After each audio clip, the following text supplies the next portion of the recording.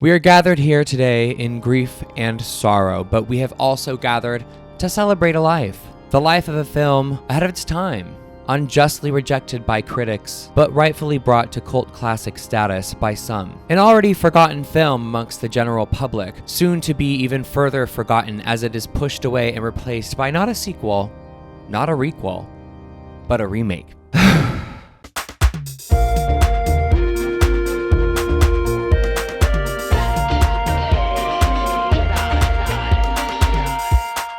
Hey, what's up everyone? It's Chase, aka That Gay Jedi, and welcome to another video. Or if you're new here, welcome to the channel. Thank you for clicking on this video, okay? I appreciate you being here to celebrate, well, one of my favorite movies of my entire life. I took off the hat because it was kind of serving, but it was also kind of stupid. But the gloves are a sleigh, so we're wearing the gloves. We're wearing the gloves. With the upcoming release of Disney's Haunted Mansion, I wanted to take a second to talk about my Disney's Haunted Mansion from 2003, starring Eddie Murphy. Now, this is a movie that has never been, celebrated the way it should be celebrated, okay? And while I have very, very slowly got accustomed to the idea of a remake, I can't yet look ahead to the future without first paying my respects to the past. So something I don't really lead with in my life necessarily is that I am one of those Haunted Mansion adult people. I love Haunted Mansion, but in a way where always loved it. I don't know how to explain it. Anyway, the point is I really like the Haunted Mansion. I have been collecting for the Haunted Mansion for a long time in my life. And I grew up watching that film year round and quoting it daily. Happy anniversary. Happy anniversary. Happy anniversary. Happy anniversary. Happy. Hey, sadness! Also, years after the 2003 film was released, I grew up frantically searching on the family computer for updates on Guillermo del Toro's supposed Haunted Mansion film, which, by the way, yes, that was a thing. And if you don't know about it, I'd Google it. It's an interesting sort of little saga. Anyways, I kept hope alive that movie would actually be made for about 8 years until it was finally put to rest. So I've understandably been a little bit judgy and weirdly internally gatekeepy on a childhood level about the remake. We'll talk more about the remake later, but let's just take a moment to pay our respects. And let's talk about why Haunted Mansion 2003 should have even a larger cult following than it already does. So I have to start with the opening credits of this film. Are you kidding? It's a movie within a movie, okay? It gives you the most beautifully dark, haunted love story, especially for a children's movie that I've ever seen. And it is all perfectly scored with one of the best tracks that has ever been in a Disney movie ever.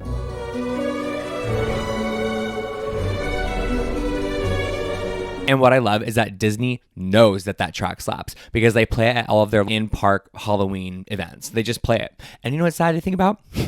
At least a quarter of the people at those events don't know what that song's from. And maybe I'm wrong. I hope I'm wrong. The point is, these opening credits, incredible. Another thing that the film got so right were the set pieces and was the set design of this entire film. The mansion is insane and it just feels perfectly cavernous and haunting. And the freaking mausoleum scene, that scene where Eddie Murphy and the daughter go down to get a key and all those corpses come to life, horrifying. Absolutely horrifying as a child. The set was incredible.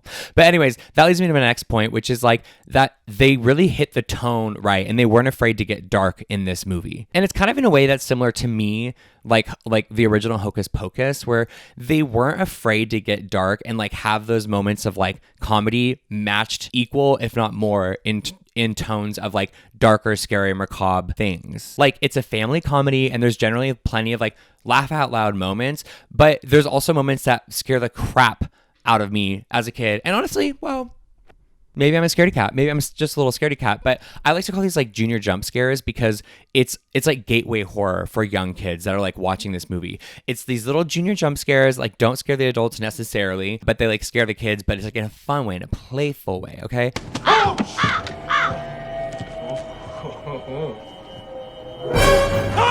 And while I'm talking about junior jump scares, again, the topics and themes they tackle in this film, considering it's a children family adventure movie, they have themes of death, desire, betrayal, heartache, jealousy, and even unaliving of oneself. Not to mention the butler Ramsley literally gets dragged to hell. The mouth of hell opens up and drags the butler.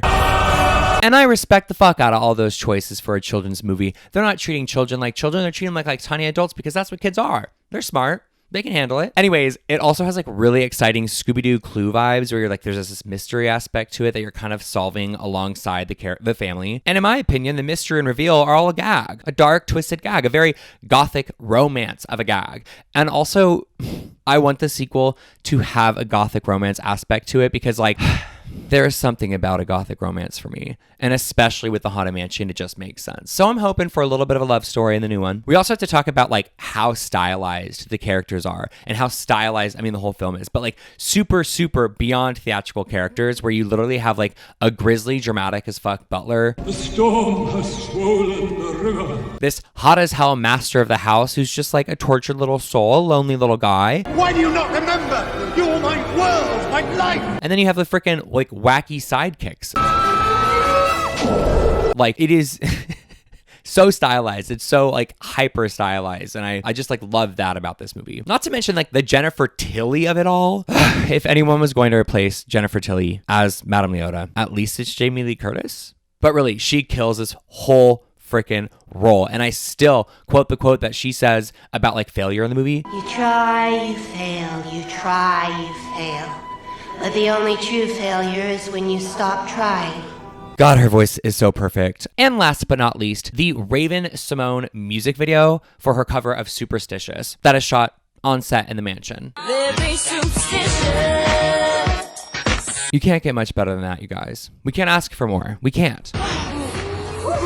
Okay, all right, y'all. No more surprise parties. Wait, you guys, why am I like kind of getting excited about the sequel when I'm making this video? I truly have not been looking forward to it, but after making this video, I'm like, wait, this could really slap, especially with Justin Simien directing, like queer icon filmmaker of the world, Justin Simien. And also like Justin's been putting out these really, really cool Instagram posts where he's been like posting a bunch of his inspiration for the upcoming movie, which has also been getting me really, really excited. And I will be seeing it in 4DX. And for those who know, no, 4DX is the way. So I'm very excited to see it. But enough about the remake. I hope that this video did something for someone who loves the Haunted Mansion 2003 as much as I do. It's a goodie, it's a classic, and I cannot express to you how good it has felt to just gush over it. And I don't even know how long this video will be, but just know I could put out a whole freaking series on why I love this film, but I won't. But I will most likely be making a video of a review for the new movie. Anyways, thank you guys for watching. Click like, subscribe if you like the vibe, leave a comment, and